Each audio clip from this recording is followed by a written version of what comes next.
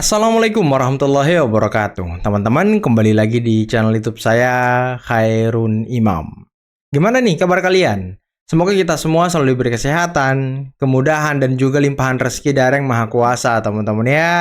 Nah, di video kali ini kita akan menyaksikan sebuah tayangan yang sangat menarik dan juga lucu, teman-teman.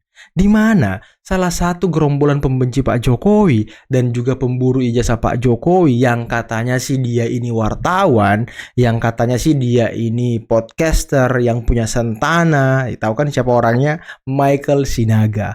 Ketika dia tampil di salah satu stasiun TV, dia malah meminta Presiden Prabowo Subianto untuk menunjukkan ijazah akmilnya. Apakah Michael Sinaga meragukan ijazah akmil dari seorang jenderal bintang 4, teman-teman? Waduh. Orang ini sedang membuat kasus ijazah Pak Jokowi makin melebar kemana-mana loh. Makin gak jelas aja motif-motif dan maksud tujuan orang ini, teman-teman. Nah, selain itu, kita juga akan menyaksikan di mana Hakim Mahkamah Konstitusi sepertinya sedang mempertanyakan legal standing dari gerombolan teroris dan juga penasihat hukumnya, yakni Refli Harun dalam mengajukan judicial review terhadap pasal-pasal yang mungkin memberatkan mereka. Dan sepertinya ini bukan untuk rakyat, untuk pribadi mereka biar tidak masuk bui, teman-teman. Nah, bahkan Bapak Saldi Isra memberikan 3 pilihan kepada gerombolan teroris. Dan sepertinya ini pilihan yang rada-rada sulit, teman-teman ya. Nah, sebelum kita mulai, jangan lupa like, subscribe, dan share. Dan tanpa perlu berlama-lama lagi, mari kita mulai videonya berikut ini. Nah, jadi harusnya ini dicontohkan oleh kepala negara kita yang tertinggi. Dia yang harusnya menjadi panutan semua orang. Dan malah dia yang mempersulit kita selama 1 tahun ini. Mempersulit. Nah, kemarin saat saya menerima ijazah itu 2014-2019 dari KPU RI yang tidak ditutupi sama sekali bersama Pak Bonatua, saya mengatakan kepada semua wartawan yang hadir di situ, ini adalah contoh yang sangat baik. Bagus juga kalau ditiru oleh Pak Prabowo Subianto, presiden kita yang sekarang. Bahwa beliau kan katanya punya ijazah akmil. Kita nggak pernah lihat. Oh, itu jadi katanya Pak Prabowo nih. Katanya. Apa? Saya mau mengedukasi bahwa Pak Prabowo juga bisa kita tanyakan. Kita sebagai publik punya hak yang sama menanyakan punyanya Pejabat publik kita. Ya, siapapun. Punya Makin Pak Jokowi stres sama, kayaknya orang-orang ini punya ya. Pak Prabowo sama, dan punya Mas Gibran juga sama. Tunjukkan saja deh. Kok susah sekali nunjukkan ijazah saja. Apa Dan sih kalau Pak Prabowo manusia-manusia ini? mencontohkan, nanti menteri-menteri Bapak juga nyontohkan. Ya kan? Menteri-menterinya yang sudah S3 atau doktor, profesor, segala macam. Contohkanlah yang baik untuk publik. Sehingga kita semua membuka ijazah kita semua. Saya juga nanti ikut nunjukin deh. Untuk Abang ikut apa? lah. Kan tadi abang bilang Ya saya nggak mau, saya nggak ijazah nyapres. juga. Oh, abang nggak mencalonkan ya? Saya nggak nyapres. Nggak apa-apa. Saya capresnya calon presenter. Calon presenter. Bentar. Kata si Michael, Pak Prabowo menyusahkan mereka dalam 1 tahun terakhir ini. Disusahkan dalam hal apa itu? Ini manusia ini ngomong mikir nggak sih? Terus dia bilang, katanya Pak Prabowo punya ijazah akmil. Kok katanya? Itu jenderal bintang 4. Akmil ini bukan sekolah sembarangan, bukan pendidikan sembarangan, bos. Kok kau bilang katanya sih? Aduh, saya nggak tahu ya cara pikir orang-orang ini seperti apa, teman-teman. Minta Pak Prabowo tunjukkan ijazah akmilnya, minta menteri-menteri tunjukkan ijazah akmilnya, terus dia sendiri katanya mau menunjukkan ijazahnya. Apa pentingnya ijazah kau? Apa pentingnya? Ini, makin melebar loh. Katanya wartawan, tapi kok pola pikirnya, gimana teman-teman ya? Dipakai untuk melakukan kejahatan. Ya, nah, ijazah ini kan tidak dipakai melakukan kejahatan. Kejahatan apa? Narasi Bung Michael ini sesat. Yang saya Kok sesat? Ya, Sesat Karena lah. barang bukti yang tidak boleh dikembalikan ke pemiliknya itu, bahwa itu adalah barang bukti yang pernah dipakai melakukan kejahatan. Misalnya pisau tadi. Pisau tadi mau diminta lagi. Misalkan itu pisau saya gitu ya. Minta lagi dong. Nggak bisa. Itu kan dipakai untuk melakukan kejahatan. Nah, ijazah ini kan tidak dipakai melakukan kejahatan. Kejahatan apa? narasi Bung Michael ini sesat. Yang saya Kok sesat? Emang begitu, Bang? Yang saya Emang katakan begitu, itu emang adalah begitu. So, iya lu. ketika proses ini sudah selesai, maka pengadilan akan mengatakan barang bukti 1, 2 dikembalikan ke sini, 3, 4 ke sini, ke sini. Itu betul. Tapi sebagai pelapor, itu bukan barang alat untuk melakukan kejahatan. Memang bukan. Bukan kan? Iya. Berarti abang setuju dengan saya dong? Iya. Berarti itu boleh dikembalikan. Ya, itu hak penyidik kan? Kapanpun, bukan hak penyidik. Hah? Itu hak pelapor untuk meminta kembali. Wah ngaco. Itu hak pelapor untuk minta kembali. Saya kemarin melaporkan seseorang lain, kawannya abang ini, karena mencemarkan nama baik saya minta balik, enak aja. Ngapain kartu saya dibawa-bawa sama penyidik? Disita bukan? Tadinya mau disita, saya bilang jangan. Itu kan disita. Ini saya katakan kalau sudah disita oleh tidak bisa. pengadilan. Tidak bang, sama aja itu bang. Lah. Jadi kalau ijazah, Lah, Percuma dong ada penetapan pengadilan di. oke gini bang, kita andai-andai aja. Nggak berandai-andai. Berarti hukum Lah. itu hitam Oke, putih. oke bang. Berarti Pak Jokowi besok nggak bisa melamar kerja dong kalau dia mau. Kan ini melamar ijazah. melamar Emang kerja. Pak Jokowi akan melamar kerja lagi. Bukan masa, Pak? itu. Berarti dia tidak bisa. Gini, logikanya, kalau itu ijazah harus disita sampai proses ini selesai, yang sudah sejak 30 April sampai sekarang udah Februari lagi nih, udah mau setahun. Ya. Berarti orang yang mengalami hal yang sama dengan Pak Jokowi akan kehilangan haknya untuk melamar kerja karena ijazahnya disita penyidik. Ngaco Nggak orang masuk ini. akal. Saya tidak bisa merespon itu. Itu harusnya Nggak masuk polisi akal. atau penyidik yang bisa menjawab. Nah, itu besok Tapi abang- jangan Ngaco. berasumsi. Anda berdua jangan berasumsi. Itu yang saya Based on data. Kita ini based on kebanyakan legal. berasumsi. Saya based on data. Data apa soal itu? Karena barang bukti saya dikembalikan oleh Tapi penyidik. bukan disita kan? Tapi Polda tidak Metro Jaya. disita. Ya, Itu sebentar. sama bang. Loh, Itu sama katanya. Ini wartawan ini ya. Aduh beda bos, kalau udah disita ya jangan dikembalikan dulu sampai ke pengadilan. Kalau itu belum disita, baru mau disita, baru dilihat. Aduh, terus dibilang nanti mau cari kerja Pak Jokowi gimana? Aduh, cara berpikir manusia ini, aduh ya Allah ya Robi. Aduh. Fotokopi ijazah Jokowi yang sudah dilegalisir UGM sudah diserahkan KPU kepada para penggugat. Lalu setelahnya ini apa? Nggak ada apa-apa. Betul, Karena nggak dari ada apa-apa. awal sumber dari yang diupload Dian Sandi, sumber yang diberikan oleh Polda ketika selesai lapor, dan ijazah yang legalisir ini sendiri ya sama persis. Apa yang dicari? Nggak ada. Mungkin menurut keyakinan saya, para penggugat itu mengira bahwa KPU sengaja menutup atau menyensor beberapa bagian itu karena ada yang berbeda dengan yang beredar di publik. Makanya mereka yakin, mereka menggugat supaya nanti kalau keluar ternyata ada hasilnya yang berbeda, entah nomor registrasi, entah Rupanya sama semua datanya, ya entah kan? nama dan lain-lain, maka itu akan dijadikan senjata baru. Makanya ketika KPU membuka dan memberikan salinan fotokopi ijazah Jokowi yang sudah dilegalisir oleh UGM ini kepada para penggugat, ya mereka hanya bilang, fotokopi ini kita berikan kepada seluruh masyarakat Indonesia supaya untuk bisa dianalisa bareng-bareng. Iya. Itu nggak mempengaruhi apa-apa, nggak ada hal baru di situ.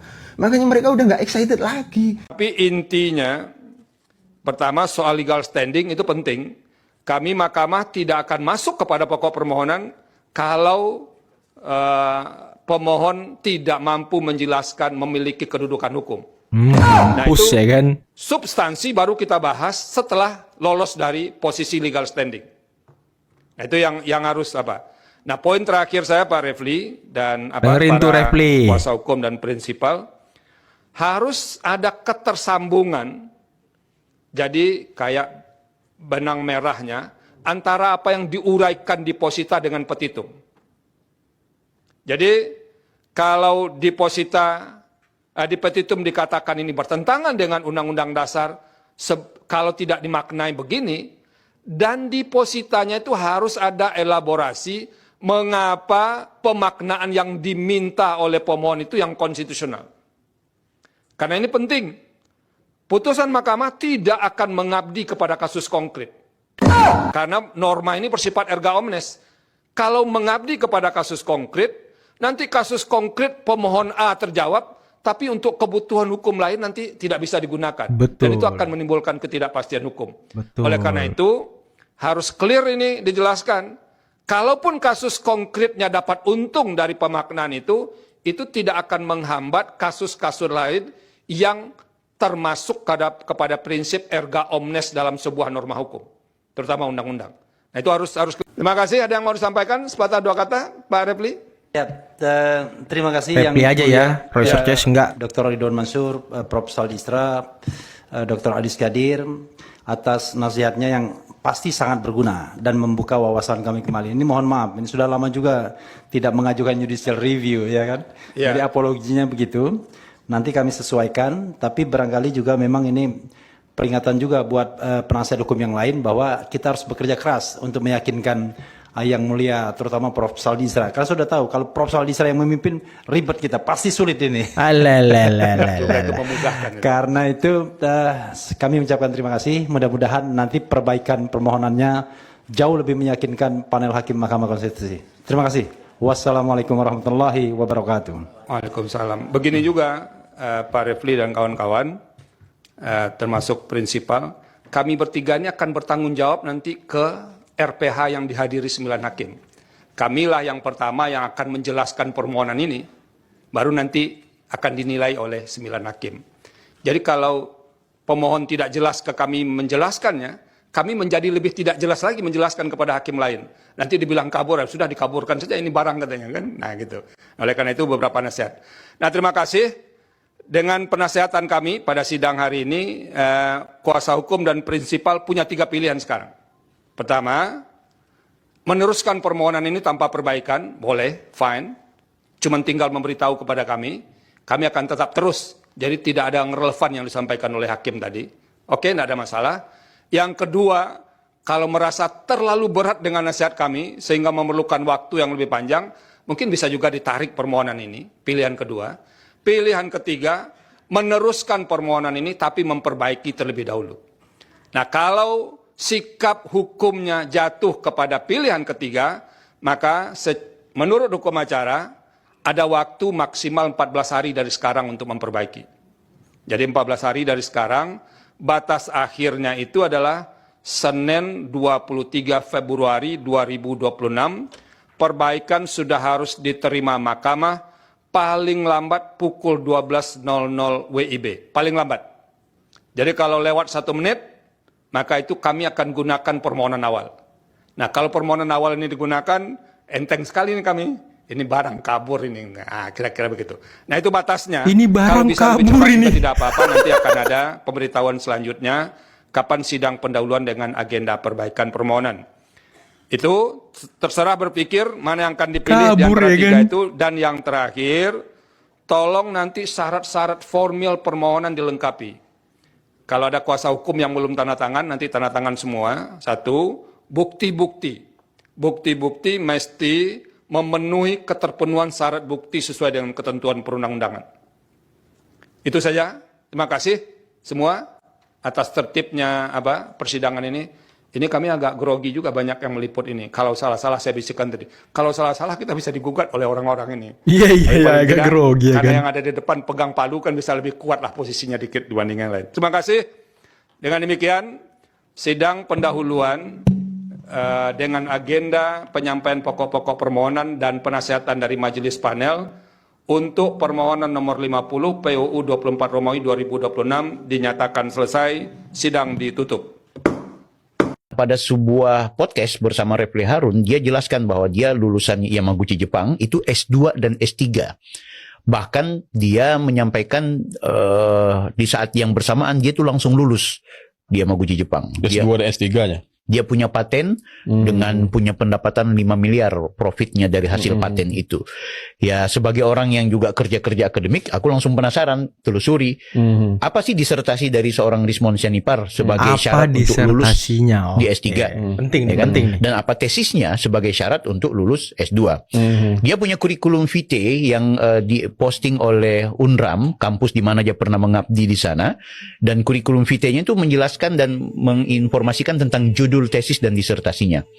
Ada satu hal yang jangan dilupakan, Bang. Orang lulusan luar negeri itu pasti disertasi dan juga tesisnya itu dimunculkan di pangkalan data, baik di Indonesia atau di luar negeri, terutama di universitasnya. Dalam konteks Jepang tidak hanya di library kampusnya, bahkan ada situs nasional Jepang di mana seluruh alumni kampus yang ada di Jepang itu ada namanya CINII kalau kita mau lihat.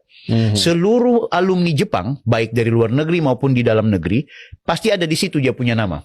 Baik disertasi, artikel-artikel, termasuk tesis. Jadi secara administrasi Jepang itu sangat baik lah. Sangat rapi. Nah, yang mengagetkan adalah Rismon Sianipar tuh nggak ada itu. Namanya nggak ada di situ? Nggak ada Rismon. Jadi Refli Harun kan kemarin coba cek Sianipar RH waktu di salah satu acara TV itu dia bilang bilang, kalian cuma cari Rismon Hasiolan Sianipar, harusnya Sianipar RH. Saya bukan cuma Sianipar RH, aku tulis Rismon Gabut, nggak ada juga. Semua sudah saya jatuh. Rismon Itu nggak Gabut ada. ya kan? Ada, dia cuma artikel.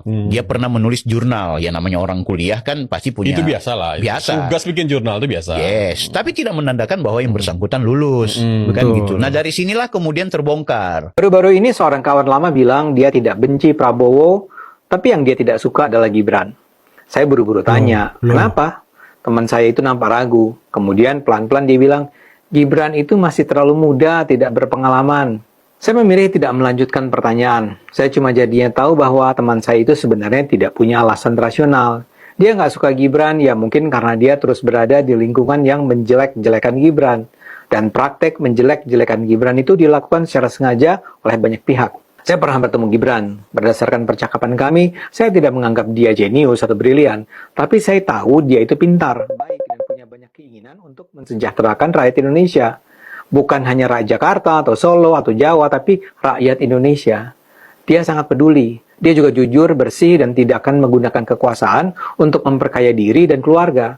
Dia tuh sudah kaya, keluarganya juga kaya. Betul. Jadi dia adalah tipe orang yang akan handal memimpin Indonesia. Orang yang bilang yang bukan penelitian itu mana penelitian dia? Ya, itu jelas-jelas penelitian dan ini terbukti bahwa apa yang sudah kami hasilkan dalam buku Jokowi White Paper 700 halaman itu bukti nyata dari apa proses panjang. Jadi itu jelas betul, itu sangat mendukung apa yang kami teliti selama ini. Ijazahnya adalah sama, identik dengan yang dikumpulkan Jokowi, berarti palsu. Karena ijazah yang dikumpulkan sama itu jelas betul mengandung beberapa kepalsuan. Antara lain misalnya adalah tidak ada watermark, tidak ada emboss, lintasan stempel yang tidak ada di atas pas foto dan lain sebagainya. Ya, silahkan saja, tapi rakyat Indonesia sudah membuktikan yang kami lakukan adalah pure ilmiah, yaitu siap dibuktikan dengan ilmu pengetahuan dan bahkan sudah di sudah di testimoni oleh beberapa profesor dan beberapa dokter akan hasil penelitian. Oke teman-teman, itulah tadi beberapa video yang bisa kita simak, yang bisa kita saksikan pada kesempatan kali ini. Dan gimana menurut kalian? Gimana menurut kalian tentang orang yang katanya wartawan yang selama ini juga ikut memburu ijazah Pak Jokowi, dan ya sepertinya termasuk pembenci Pak Jokowi juga dan keluarga Pak Jokowi yang namanya tadi Michael Sinaga. Dia sepertinya kalau dari kalimatnya, kalau saya bisa melihat dia ini sedang meragukan ijazah akmil Bapak Prabowo Subianto. Karena tadi dia bilang katanya Pak Prabowo punya ijazah akmil. Kok ada katanya gitu? Kok ada katanya? Berarti ini kan keraguan-raguan gitu. Katanya Pak Prabowo punya jasa akmil gitu. Harusnya kan nggak usah pakai katanya. Pak Prabowo kan punya jasa akmil. Harusnya kan begitu doang tuh bahasanya. Ini kok punya katanya? Apakah dia sedang meragukan ijazah akmil dari Presiden Prabowo Subianto? Bintang 4 ini, bos. Aduh, luar biasa Anda ini. Suruh Pak Prabowo menunjukkan ijazah akmilnya buat apa? Nggak sembarang orang masuk akmil. Tesnya itu lumayan ribet, susah. Selesainya pun agak sulit. Pak Prabowo aja katanya dia telat setahun apa gitu ya kan, dari tahun kelulusan beliau. Terus kamu mau ingin menunjukkan ijazah, aduh gimana manusia ini. Terus katanya nanti diikuti dengan menteri-menterinya menunjukkan ijazahnya. Ngapain satu Indonesia ini ngurusin ijazah doang? Ngapain?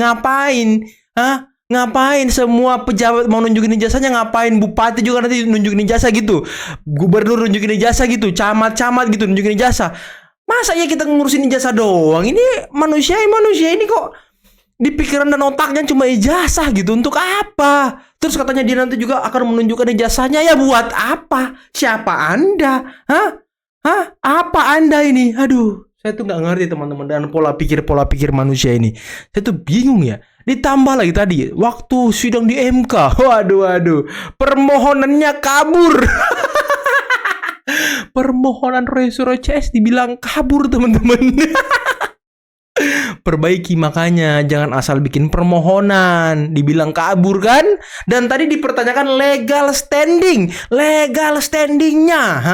Itu dijelaskan legal standingnya apa gitu. Dan ya kalau tadi hakim sudah curiga ya, jangan sampai Anda judicial review karena Anda digugat atas pasal ini, ya kan? Ya ini hanya untuk kepentingan pribadi, bukan kepentingan umum gitu ya kan. Nah ini kan bahaya teman-teman. Hakim sepertinya udah ada curiga tuh tadi tuh. Jadi ya kita tunggu sajalah seperti apa hasil sidangnya. Nanti kalau judicial review-nya tidak diterima, wah hakim MK masih disetir Jokowi. Waduh lagunya. Oke lah teman-teman, mungkin cukup sekian dulu video kali ini. Jangan lupa like, subscribe dan share videonya. Akhir kata, billahi taufiq wal hidayah. Assalamualaikum warahmatullahi wabarakatuh. Bye bye.